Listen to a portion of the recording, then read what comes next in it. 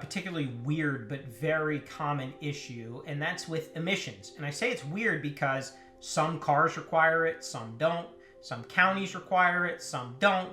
And even the governing body on emissions, the Georgia Clean Air Force, isn't your standard Department of Revenue or Secretary of State. It's its own entity, and it's protecting the environment.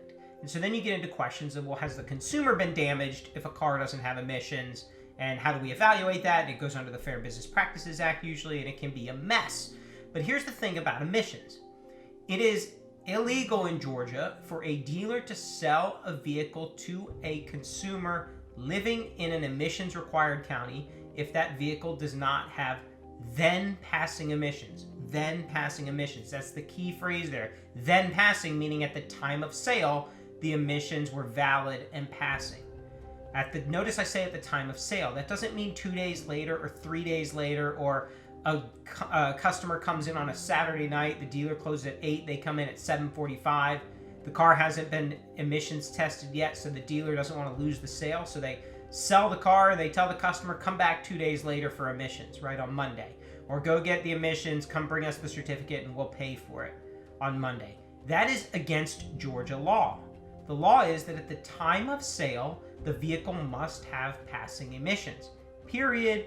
Full stop. I have seen too many issues arise in my practice where I've seen dealers that didn't have passing emissions, didn't know the consumer was in an emissions county, doesn't always get cars tested for emission before they sell them, and it becomes a mess. Best practice is really just to have every car tested for emissions, whether it's sold to an emissions county resident or not. Now, some dealers don't do that. They wait to see where the consumer's coming from before they get it tested. So while the consumer's waiting, they go get the vehicle tested. To me, that's a mistake. Too often I see vehicle doesn't pass testing. Then the customer doesn't buy the car. Now they've wasted their whole day, and guess what they leave? A bad review on the Google reviews. I spent this whole day negotiating a deal, and then the car wouldn't pass emissions, and so I couldn't buy it. What a waste of time. So it's better, the best practice is, at least if you're in a metro Atlanta county, now different if we're talking about a really rural dealer who doesn't practically ever sell vehicles to people who live in the emissions counties. But if the dealer is in an emissions county, it is best to get every car tested for emission before it is even listed for sale. That way, there's no issue down the road. I mean, in 2021, when we're dealing with this pandemic, the emission system went down. You talk about a real mess. The dealers that hadn't gotten cars emissions tested were floundering, right? What do we do? Do we have to get it tested? Do we not? Can we sell a car that's not emissions tested? We can't get it tested because the system's down.